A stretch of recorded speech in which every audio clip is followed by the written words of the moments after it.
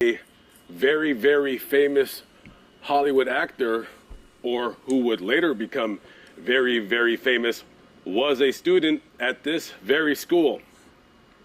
His name was Phil Hartman. One word that comes to my mind when I think about the legendary man that was Phil Hartman is iconic. And I truly believe that looking back on all his past achievements, that he truly was an icon.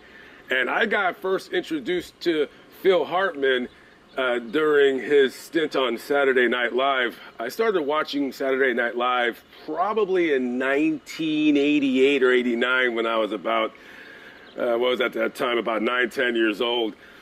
And of course, one of my favorite characters that he would play on Saturday Night Live was Frank Sinatra. And I didn't really know, I never really knew who Frank Sinatra was at that time. Of course, you hear their name and, you know, he'll be on the news or whatever, but I don't really know at the time who he really was. But generation. I really got introduced to Frank Sinatra from Phil Hartman, and of course he played President Bill Clinton on there, and many other characters as well. He played on Saturday Night Live for about his thumbs up button. 8 like in the early 90s when Bill became the president. Seasons. And when he left, then other people, you know, they came and replaced him. And then, I don't know, from the 80s to the late 90s, that's when Saturday Night Live was really funny with him. Dana Carvey, Chris Farley, Adam Sandler. Oh yeah, Adam Sandler was there. It was a great television at that time. So other than Saturday Night Live, I was 95, 94. Phil Hartman, he also played a character on Pee-wee's Playhouse. Now, I never really got Pee-wee's Playhouse. I never watched it. I did not understand why it was so popular. But him and Paul Rubin, they actually together developed a character that is Pee Wee Herman. I did not know that before I was researching this story. And also, many people may not know this, but other than being a very funny comedic actor, he was the voice acting characters for many cartoons that I and you would watch as children. I mean, he did voices for Tailspin, it was him. Darkwing Duck, Tom and Jerry Kids, Animaniacs, oh yeah, he was the on that Smurfs.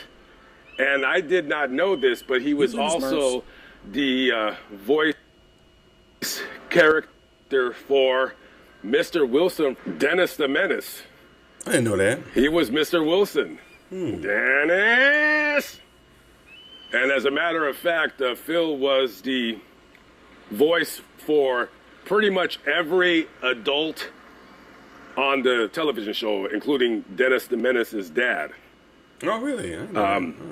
Many cartoons this guy supplied his voice for. So he was making money. I almost want to say that this dude might have been a pretty underrated comedic genius. Am I going too far, guys? I don't know, but I really enjoyed Phil Hartman's work, in particular on Saturday Night Live. Now, 1973, this is where Phil Hartman graduated from school with a degree in graphic design.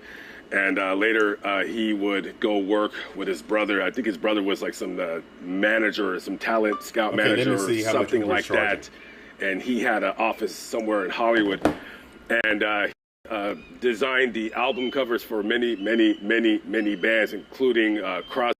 Woman with such pretty features, just a good-looking woman. I mean, who could have thought that this woman would be the person that would ultimately kill one of Hollywood's most she looked crazy. Funny guys and just iconic personalities. We fast forward to May of 1998. Now, Bryn and Phil, at this time, they had been married for about 12 years. And That's a long originally, time. when Bryn, who's from Minnesota, came down to Los Angeles, she came down here because she wanted to be an actress.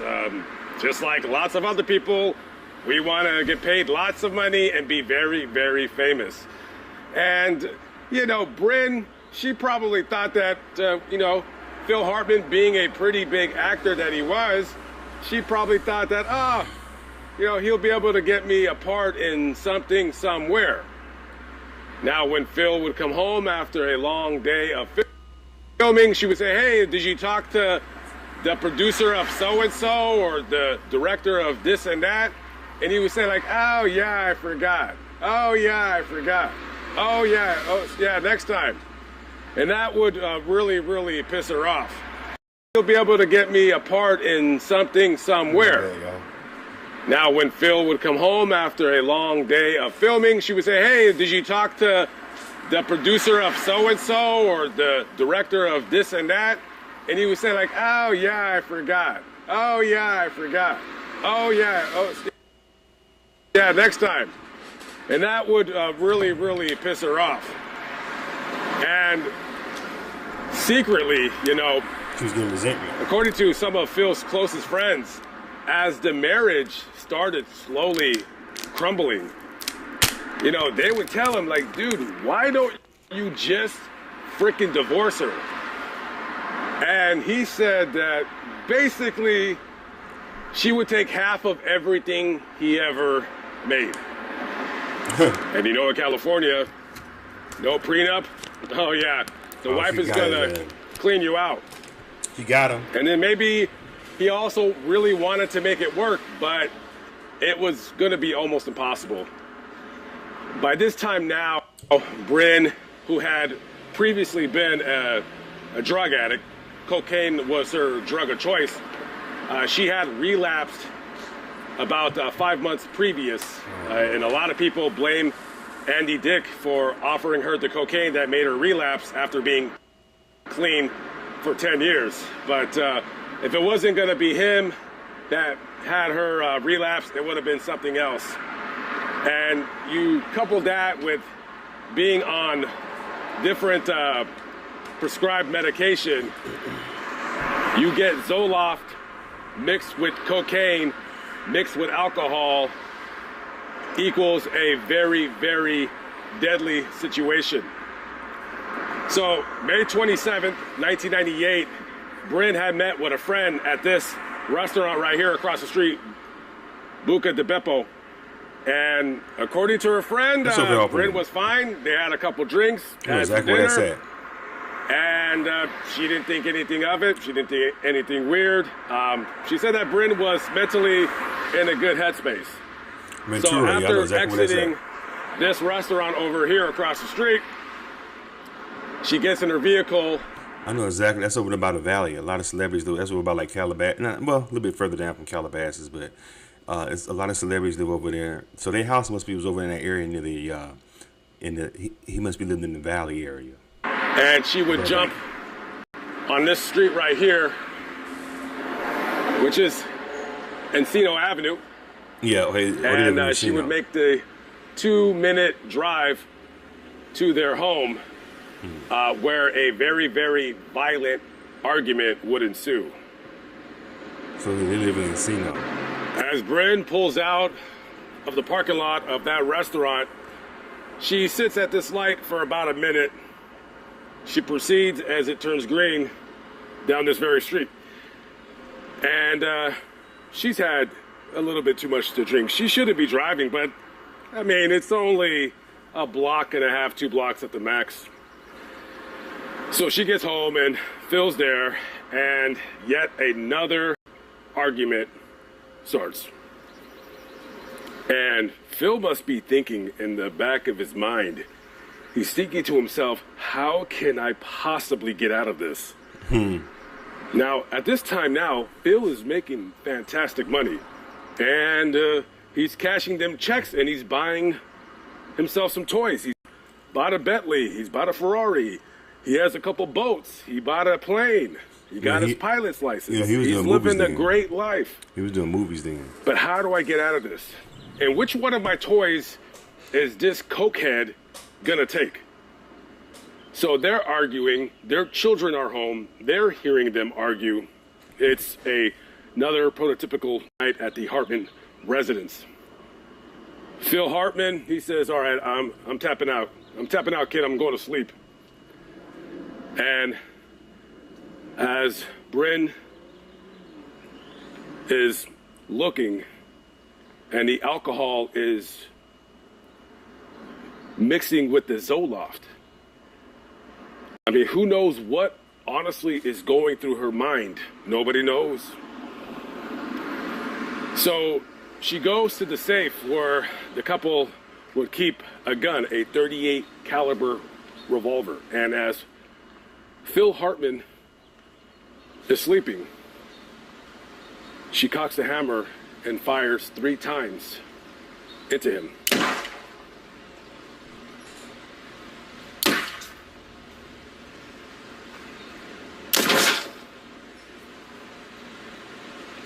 One bullet strikes him in the head. Another bullet strikes him in the neck. And the other bullet strikes him in the chest. Ultimately, he's killed instantly. She's looking at her handiwork. Good job, Bryn. You just murdered your husband and the father of your 2 kids. So later, she goes to her friend's, Ron Douglas's house. She drives over there and she tells Mr. Douglas, hey, I just killed Phil. And he says, what are you talking about? You're drunk. This broad is drunk now. She says, no, I'm serious. So just before 6:30 a.m., she keeps telling him that he's dead. So they drive down to this house right here. And they go inside the home, and in the bedroom is laying Phil Hartman, and a pool of blood is surrounding his head. And he's definitely dead in that house right across the street. As soon as he sees that, he calls 911 to get the cops here pronto. And the cops arrive, they check the residence, and at this time now, Bryn is inside the room. She locked herself in the room with her husband's corpse. And the police, they get the kids out. And as the police are here, they hear a gunshot. And that's the end of that.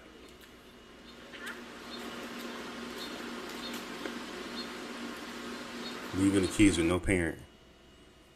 Wow. That's crazy. I like to watch his videos. He has some really interesting story about, LA. Pretty different. Visiting the home where Philip Hartman was murdered. Yeah. Wow. I remember this. This was sad. Yeah. She was jealous of that man. And she was on drugs.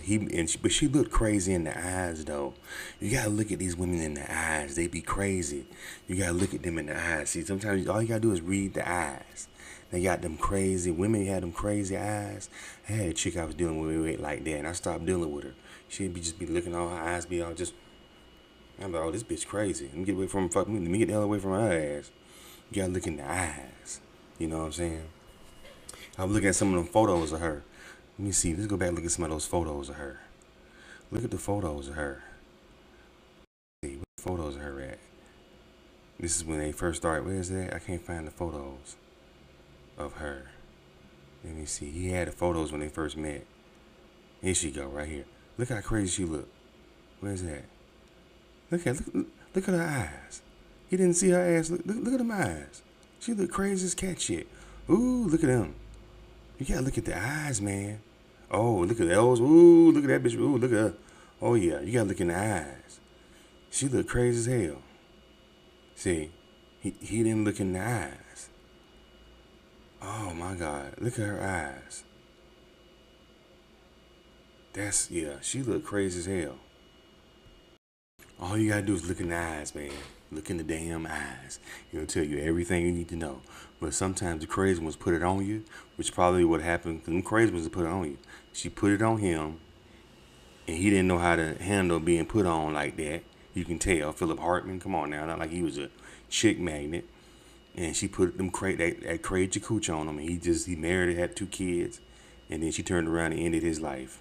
You gotta look in the eyes, man. Look in the eyes. Anyway, what y'all think about this video, man? Leave your comments, subscribe to Charles and His Word, the thumbs up button.